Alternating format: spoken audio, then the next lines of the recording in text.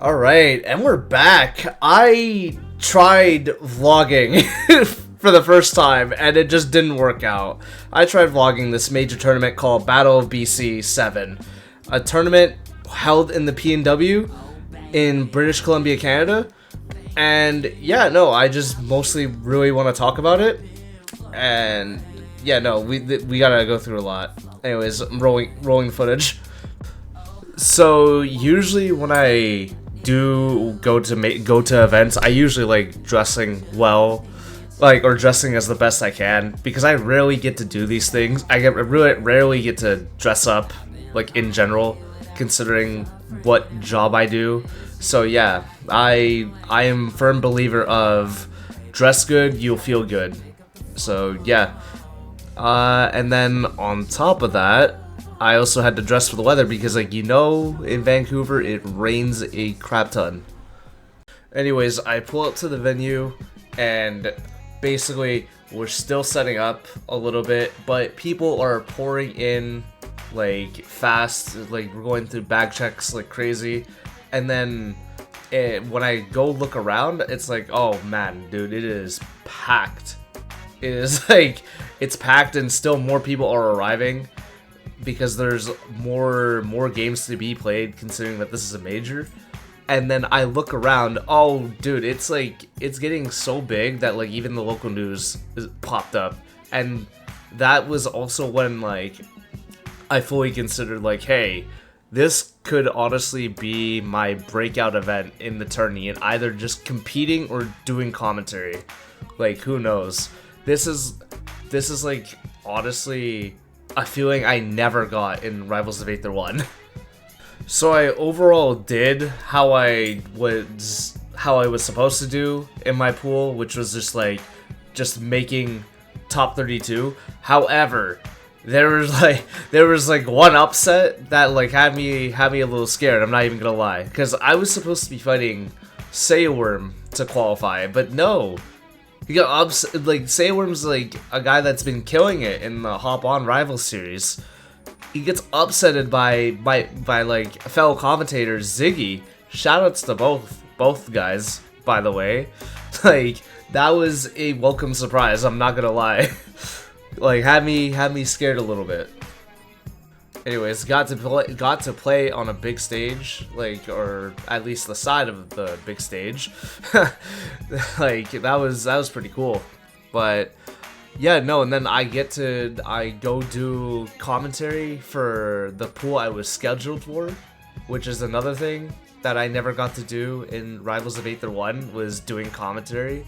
And holy shit, this is like, honestly, this is like probably the most professional thing I've done gaming related. So this was pretty sick. And in all honesty, like, I was more nervous about doing commentary than I was like actually competing. Like, I really just had like the attitude of, like, man, like, I don't know whether this counts, so, like, man, I'm just gonna let loose, like, when I like just playing. But no, like, doing commentary, like, I really wanted to kill it, because, like, it felt like I had something to prove, like, that Rivals players can give like good commentary. And thankfully, I was doing comms with the GOAT Copter, and my god, that man was, like, really kind and reassuring, and just gave me the best advice. The cheesy, but it's, like, honestly just really good advice. It's just be yourself and just put your best foot forward. And this was generally the vibe I got when I was, like, asking other commentators as well. Shoutouts to all of you guys, like, for being very, very, very supportive and very, very kind. Like, to somebody who's, like, new to this and new to being, like, in, like, a big stage, just in general. Now, other than some fumbles I made during comms, like, which is bound to happen in an hour and a half shift, like, it's honestly bound to happen, like, but whatever, I'll take it. I mean, like I was also watching back the VOD of like the pools I was doing, and honestly, I'm also thankful to Twitch chat for saying like I was doing such a good job. Like that really means a lot to me, because like really, again, this is the first time I'm like doing something like this, like on a big scale, like just in ever.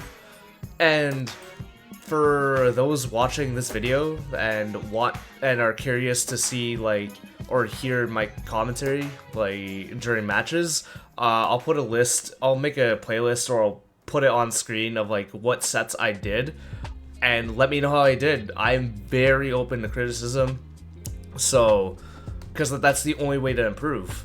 So yeah, I'm very down for that. So I ended up doing my pools matches, and I made top 32, and I did my commentary slot. So that should be everything, right? Wrong. Turns out we also had a BC regional crew battle. Thanks to the GOAT Bird for setting this up and drafting the teams, because like that was rough. That must have been rough, I'm not gonna lie, but it worked out. It really worked out in the end. And then, oh, BC regional crews, what does that mean? What are the teams? So we have, since mainland, like the lower mainland is enormous, we got two sides of mainland. We got mainland A and then mainland B, and we also had the island. And then enough UBC players play Rivals too, so they ended up being a team.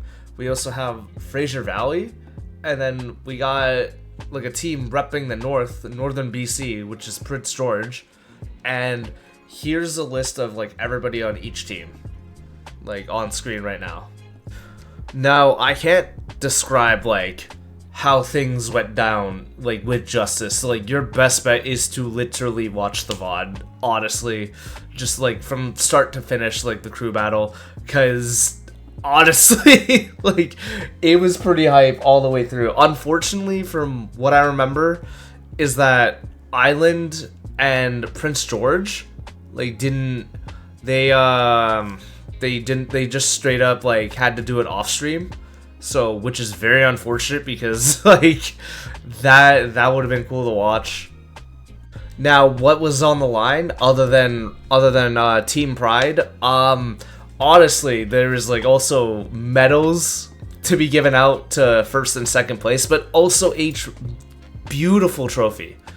Beautiful trophy. Shoutouts to Bird for setting this up. Like, that wouldn't have happened otherwise. And like the trophy and the medals, like extra incentives, honestly. Like, this was, I am down to do like more crew battles, because it was a lot of fun. And again, like, I can't do it justice. Like, you literally go, I will put the link in the description of the VOD, but I can't do it justice. Like, but just know that your boy did his thing in the crew battle. I think Outcast is just going to keep it simple. Just keep it to the basics. Back air, forward air, keeping it simple. That's on this stage. Down smash! Ooh. Look, I guess he didn't have any options because the pillar behind him. No, can't really do much there. So we do the same song and dance again, day 2. I'm dressed up, fitted up again, but at least it's not pissing rain.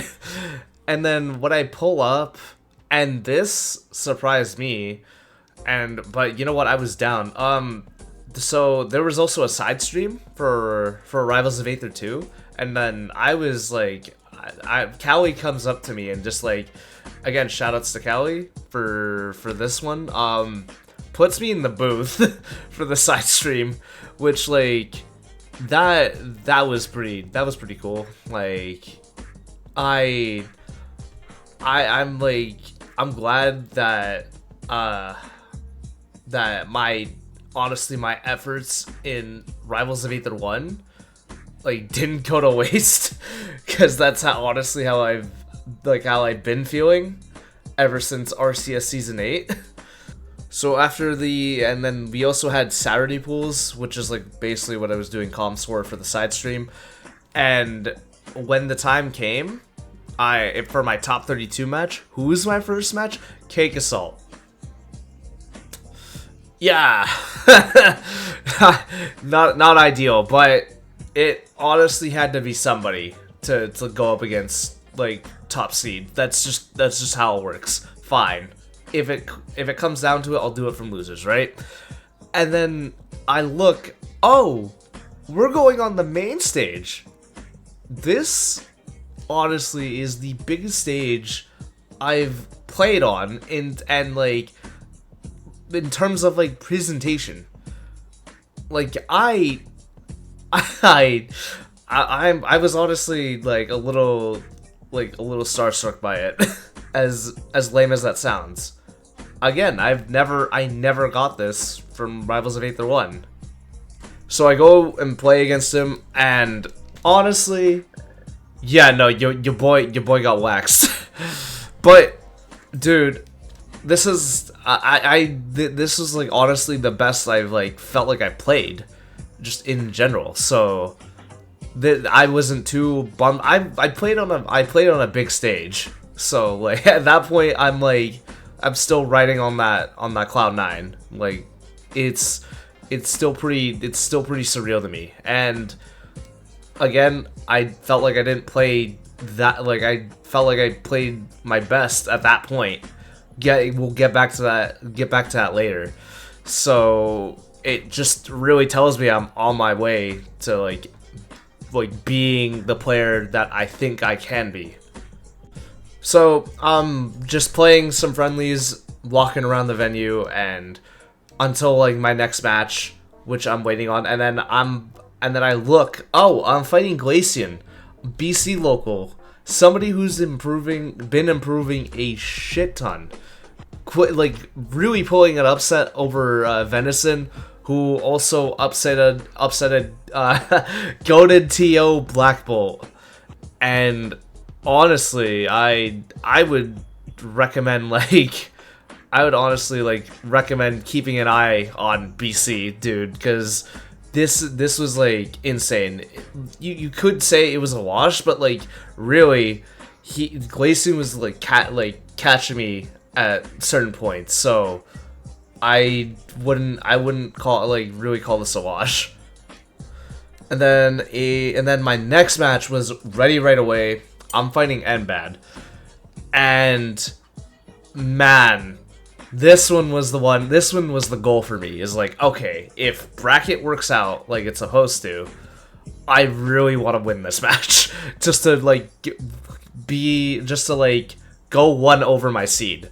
Which, man, yeah, you could say unfortunately it wasn't streamed, but knowing my luck, I would have played worse if this thing was on stream. And man, I also, because I know for a fact I wouldn't have hit the down throw into down B into down air off stage in game 4 if that shit was streamed. And I would have whiffed, and then I would have lost. Because what N.E.RD was doing to me, was he was quickly playing catch up and quickly adapting, and I just had to do some of the most random shit I can to just to keep on his toes, and then eventually just go back to my game plan. Which, yeah, no, knowing my luck, if that was streamed, that it wouldn't have gone in my favor at all. So then my next match is against Mystery Soul, who just lost to Marlon in winners, and sent him in my path for losers. And man, this guy has been basically the bane of my existence. Fighting this guy in ranked, and then also at Wada Jump, part of me knew the run was cooked by this point as soon as he was on my path. But the main point of me is to just do my best, and then just leave it all out on the floor, and that's exactly what I did. I can't even be that upset. And honestly, this felt the closest it's ever been to me fighting against Mystery Soul. So shoutouts to him for that, for constantly being the motivator for me to want to keep improving. Man, that's it. that's the run for my Battle of BC journey. Is I got 9th out of 174 players, which I can't be too upset about. That was pretty. I think that was pretty good for my. I'm gonna call it my first like big major event for Rivals of Aether 2. I'm not counting Riptide because the game wasn't even out by then, so that don't even count. And yeah, no, like it was pretty sick. And no, I'm not done yet because I paid for the entire day 3 experience. So yeah. Later on in the day, I got to do TOing for the first time in my life, and it was basically melee with items. If there's anything I'll say about this, if I am a TO, I am not going to be generous about DQ timers, because that's what ended up happening. It was like, I was very generous about the DQ timers, and by generous, I mean like, if the standard was 15 minutes, I was given like 30 minutes, which... yeah, no, that ain't happening. I don't care if it was for a side event. But it all worked out in the end. People had a good time, and there's even a mini arc in that, because I was just, people wanted to play in it, but they weren't signed up, so I just had people subbing in and out. And then there was one guy that like was way far out from like the high ground, which is where all the side events were at. He was so far out of earshot of me shouting his name that he missed his name being called, and then one guy took his name. Just took his name. So then like I'm like, oh god damn it. Okay, well I'm gonna have to tell homie to like play like as a different person, right? And then they end up fighting in winter semis. So I'm like, yo man, you gotta fight for your name back. And then he ended up losing. So yeah, no, and that was pretty much like pretty much the last thing I had to do for day 2. I was mostly just like walking around the venue and then like meeting people, catching up with people that I haven't seen in like a while, and also like just getting friendlies in. And then unfortunately the friendlies like had to stop at like what, 8:40, because there was a boat party, which I didn't go to because that shit's expensive and I don't drink, and I also drove to the event. That's just not happening for me to go to the boat party, and that shit would have ended at 1 a.m. So yeah, I'm basically cool with that, honestly. And by then, like, by the time we clear out, it's like 9 p.m. So yeah, me and Bobman decided to get food while everybody else was like doing their own thing, or they're at the boat party, and we got some amazing ass burgers at this spot. Now, in all honesty, I didn't get to record all that much. There wasn't really much to record. One of the highlights basically was like watching top 8 for Rivals of Aether 2 before needing to run Rivals 1 later in the day, in day 3. I mean, and then like I also got to watch Rivals top 8 with some Fat Burger, by the way, so that was pretty sick. Like, dude, oof. Bacon cheddar with some lemonade and like curly fries to go along with watching top 8. Yo, man, that was dope. Okay, and then like the time came to run Rivals 1, and we got about 10 entrants. More on that later. But in all honesty, day 3 was mostly just a chill day. Like, again, catching up with people, and also like probably saying goodbye to people that I might not see in a good while, like my fellow commentators and my competitors. Like, dude, like it was like, it still feels like a fever dream that like I got to go to this event. And oh yeah, what's that? I had to stay anyways till the end of Melee top 8 finished so that we could take the staff photo. Which, like, because I was basically part of staff along with volunteering and doing commentary. And my favorite part of Melee Top 8 was where Zayn 3-0'd Cody, so that we can get the photo done faster because your boy had work the next day. I'm still a 9-to-5er. So yeah, no, and then turns out I also get free admission to After Party because of doing comms and volunteering, which was pretty cool. And yo, if you're part of the BC scene, things are happening, and it's gonna start in that building, in that After Party. So yeah, no, like it was pretty cool to experience.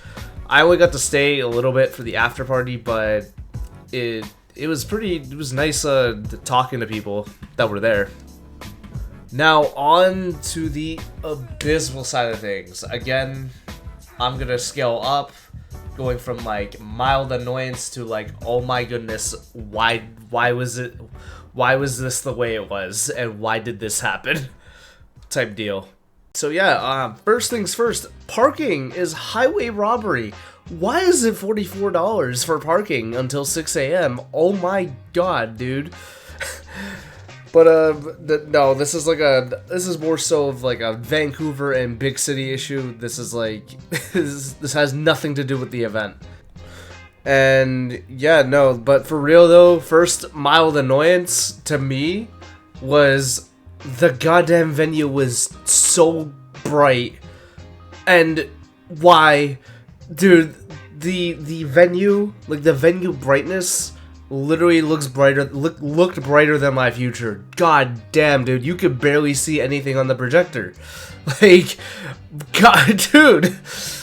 And on top of that, while we're talking about the stage, let's talk about the volume for the stage whenever it came to Rivals. Like, the volume for the Rivals side of things was stupid low compared to the Melee music that was playing, which a couple of people pointed out, and they weren't being heard. So yeah, no, like, I feel like if people are calling this out, like, please listen or like consider it. Like, and funny how I say the word little. There was little Rival setups on Sunday. There was like about four Rival setups, huh? Dude, we had a fleet of PCs like lined up. Why aren't we using them? Wait, why wasn't there like at least 8 at the minimum? Like, what? And then while we're on this topic, on top of that, they were taking the 4 setups were taken away at like 3 p.m. Like, I want to say 3 to 5 p.m. Dude, like, this event at least ran until like 10, from what I remember, for Ultimate side of things. Why? I don't get it. Like, but this was just before Melee Top 8 was starting, and you're taking away the Rivals 2 setups. Okay, but those are like just mildly annoying things to me, and this is like where it's gonna be like, bro, this shouldn't happen again. So earlier I mentioned that I TO'd for the first time, and I was very generous with the DQ timers. And if you like, there was like a situation where this like actually applies, where a player, a top seed, should have been DQ'd, and personally, it should have really been a double DQ. It's like, oh, well, okay, now I'm at the part where if you don't like that I'm criticizing your favorite, literally just skip this, because I don't really care. Dude, like, you can call me crazy for criticizing your favorite, I don't care. This is like literally my prerogative to use my voice to vocalize my displeasure. I really hate this idea of top player privilege. I get it's bound to happen in this space, but dude, it shouldn't interfere with the bracket or stream schedule of the event. And stream schedule, I will get to that one in a minute. But dude, no, like, if a top seed is an hour fucking late, I don't care. Literally, fuck you, double DQ. You're an hour late. There's zero excuse. Unless it was like a literal emergency, or you were on a phone, like it was an emergency phone call or something. Or at the very least, tell somebody. A TO shouldn't have to ask somebody else to contact you. You should, first of all, you should already be there. Second of all, you shouldn't give a shit ETA. Oh yeah, 10 minutes. Yeah, just give me 10 minutes. And then like be late after that 10-minute mark. You're an extra half hour late. Like initially, like this person was 30 minutes late, and then TO asked somebody, and then that person said 10, like they said 10 minutes, and then they were late even after that. Dude, that is inexcusable. Because to me, if you're a top seed, you should know better by now, man. You should know better. You should be there, like, right away. I feel like that's disrespectful to your opponent and your fans that wanted to see you play. And before anybody complains, oh, you're just mad he won the entire tournament, or he was gonna wash his opponent anyways, I do not give a shit. Like, dude, are we really arguing about this? Like, cause, bud, you can be seed 1 through 25 or Little Timmy 9001. If you're gonna be 30 minutes late, not tell anybody, and then give a shit ETA, then proceed to be late, I think you should be double DQ'd. Like, literally take your broke ass, go home. Are people really gonna justify being late to something? Like, are you people ever late to like a friend outing and then not give an excuse why you're late, or say, oh bro, I'm gonna be late? Do you guys never do that? Like, does everybody like operate under FST, bro? Filipino Standard Time? Like, what are we doing here? So to me, I think that should just be a thing of like, okay, you get like a 25-minute grace period at a tournament, and then if it's like, if you don't say anything to like a TO, and you're late even after that, I think it should just be a double DQ. I don't care. Like, you should A, know who the TOs are. You should know who the TOs are.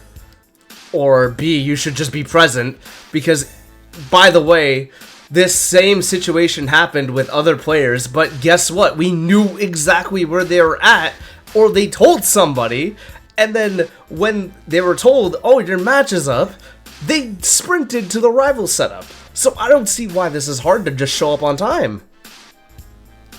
And like I said, it's disrespectful to the opponent, because like, why should they wait? They were here on time, they were here early, and they're ready. Dude, fuck it, just give it to them like after the 25-minute mark. Dude, why? I really dislike that we had to wait because this was a top seed. Because if this was anybody else, this would have just been like, nah, literally, fuck you. Thank you, fuck you, bye. I greatly dislike that. But, yeah, no, I also mentioned streams, fucking with stream schedule. For the stream schedule, we were only given 2 hours to do top 32. I think that's just poor planning in general, but whatever. Like, people running this event probably had other things on their mind, and then just didn't really think about how long, like, Rivals 2 could take compared to Rivals 1. So, but in general, I think, to be safe, it should have been a 3 to 4 hours minimum to do top 32 until top 8. And then, yeah, no, like, speaking of, like, more shitty things that happened, I was actually here for a couple of these. So, I'm gonna be even more honest. Like, if it really wasn't for Flare 2v, dude, like, for like setting up PCs at the ass crack of dawn for day 1 of Battle of BC, dude, like Rivals 2 would have been fucking cooked. Like it would have just been fucked. Cause, dude, no, like not only were some of our setups taken away for fucking Bam Bam Boom of all things, like we also had like a bunch of our PCs just shit itself.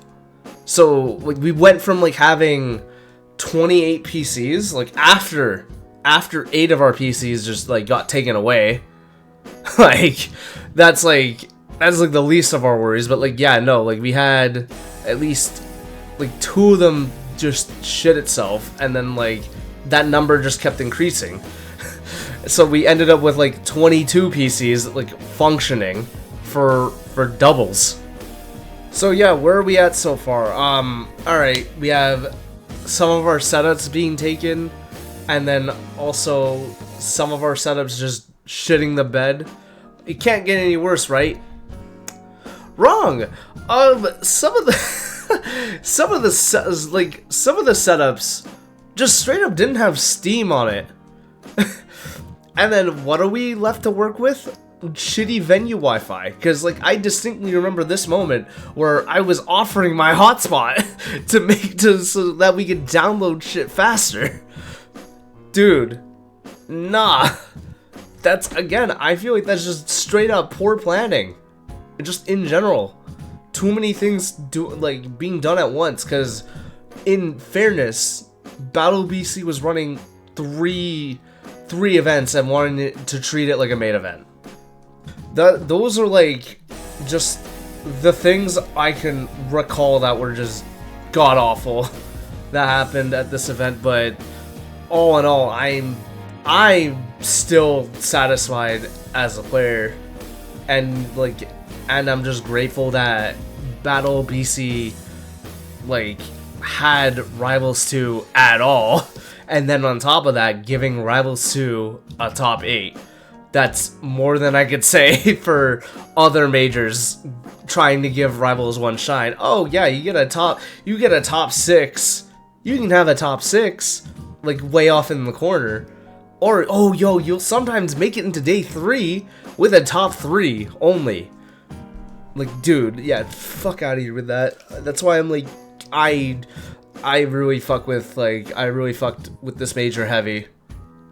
And I hope, that's my hope, it gets better from here.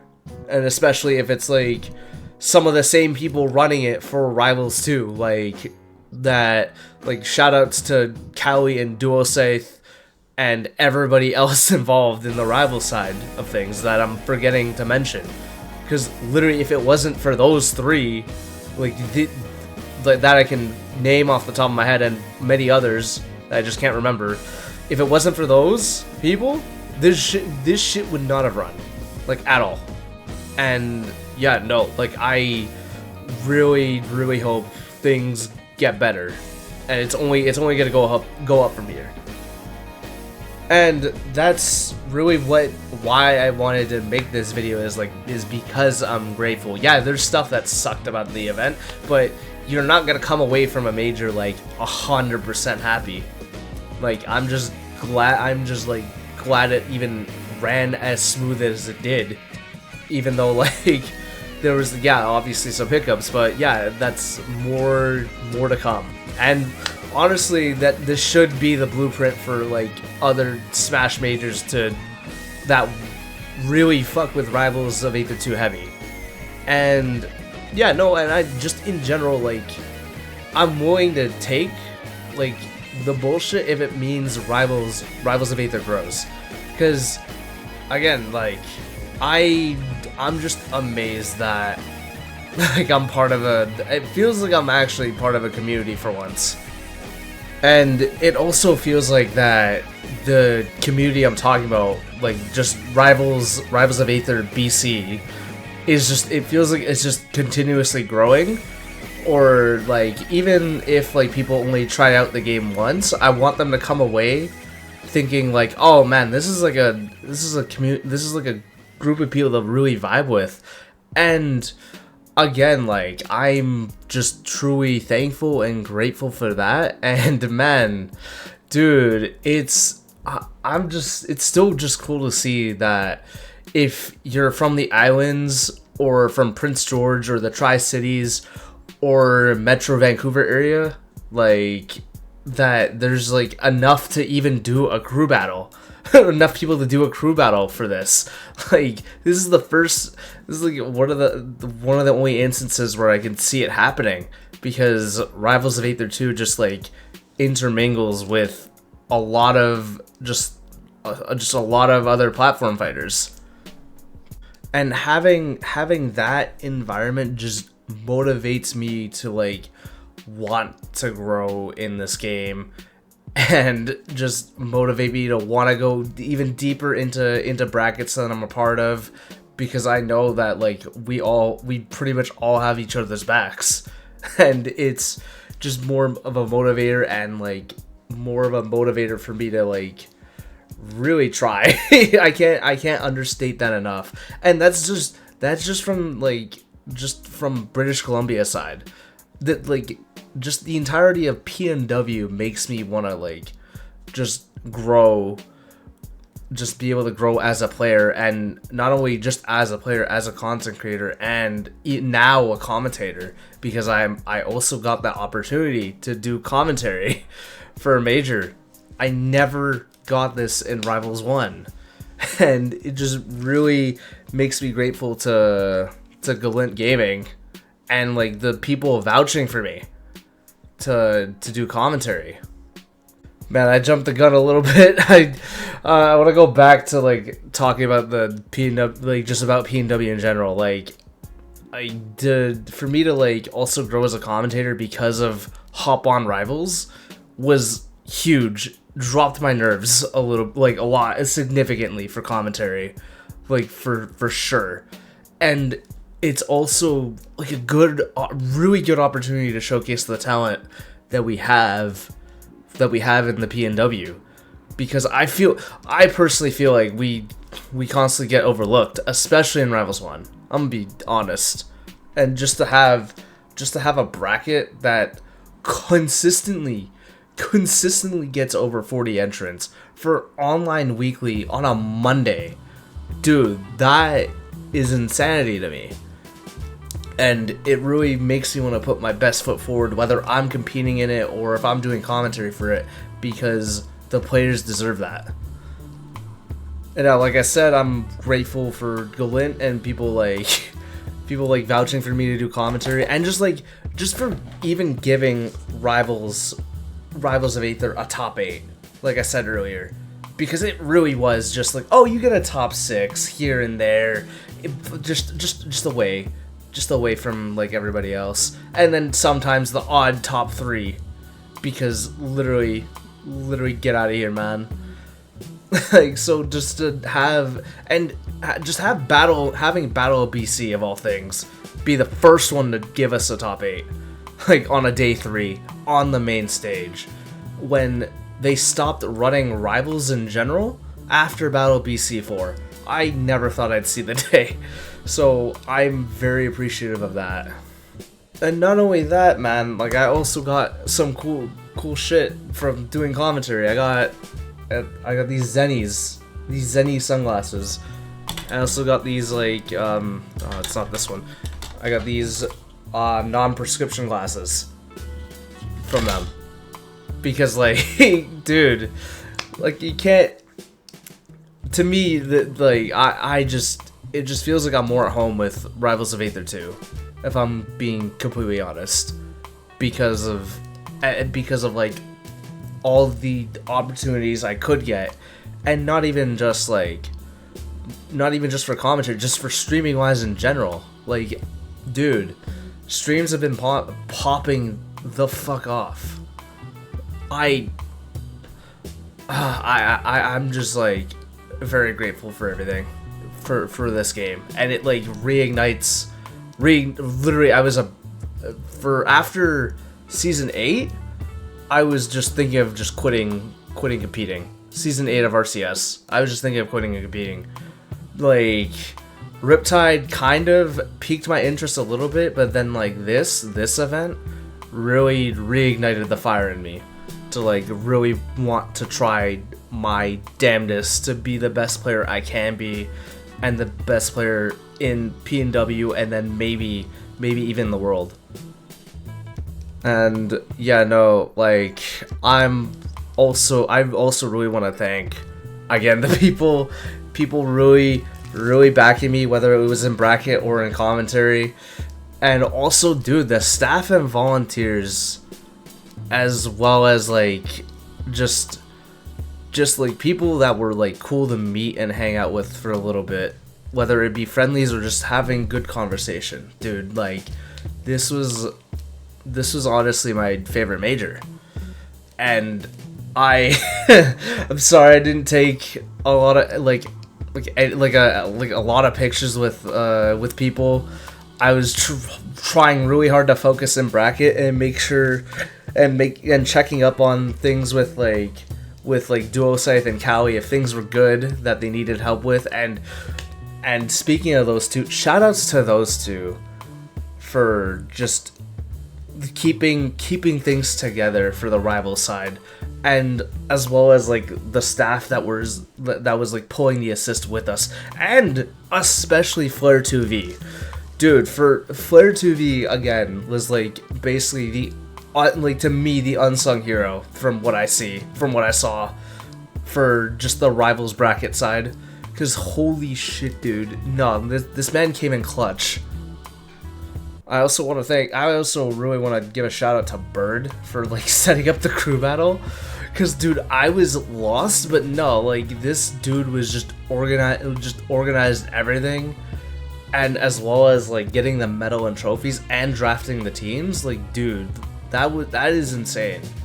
That's insane to me that you were able to like pull that off, dude.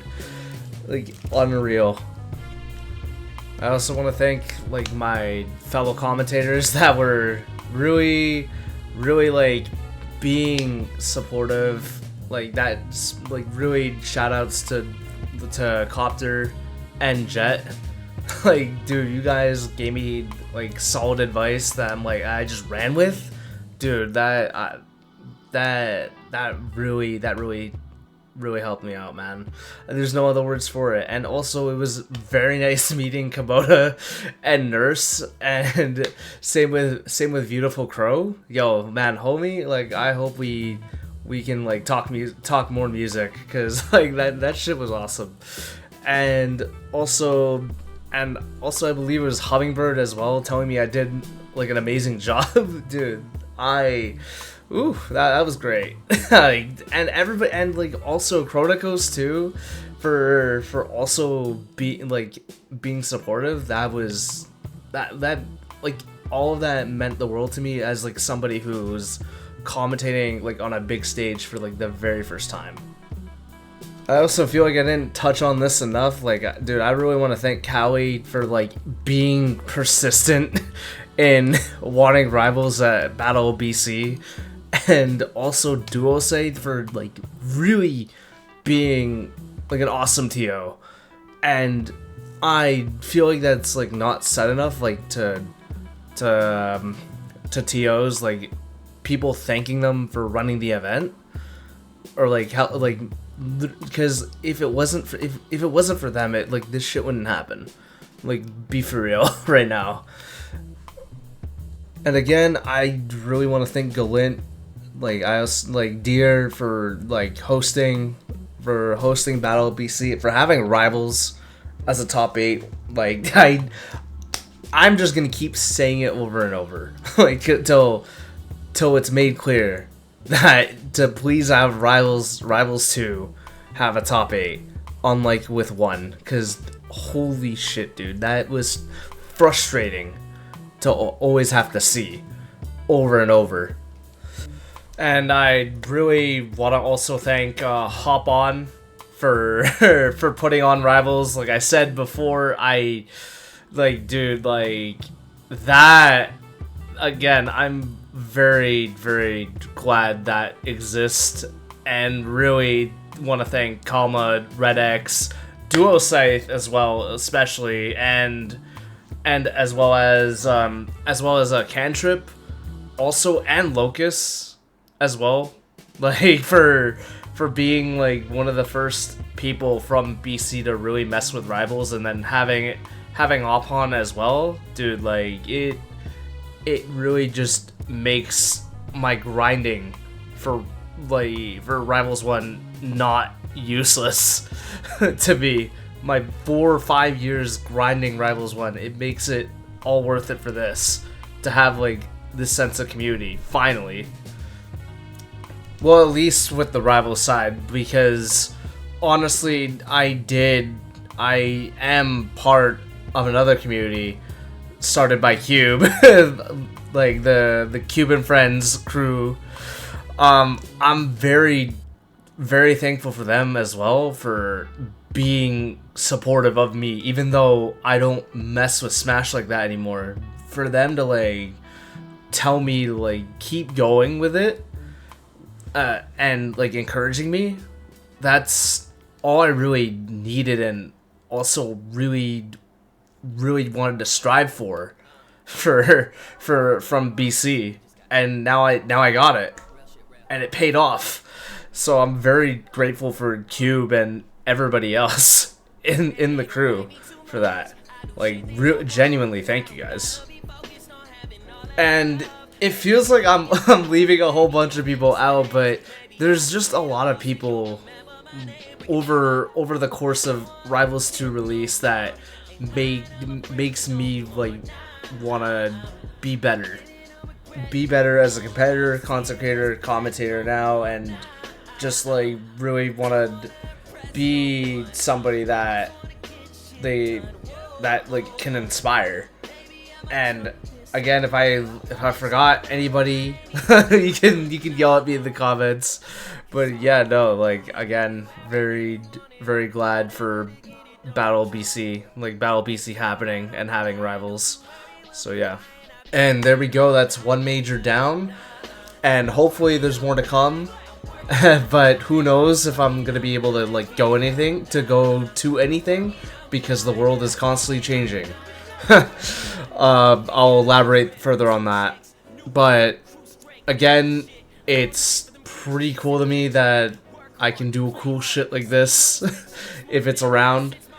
And honestly, I'm just truly grateful for this opportunity to show off what I can do. And on top of that, you can also support me further by just showing up to my streams and using my creator code OneOutcast. You too can get Aether bucks by using my code if you buy any of the bundles. I get some cash in return, and you get some bonus Aether bucks. But yeah, no, and like I said, you can further support me by showing up to my streams either on Twitch or on YouTube if you enjoy the convenience of watching my videos here.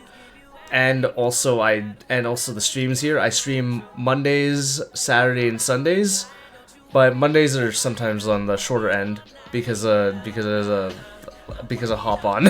I just commentate on Hop On Rivals. But yeah, and please follow my Twitter and Blue Sky for updates. And yeah, I'll do it. Peace.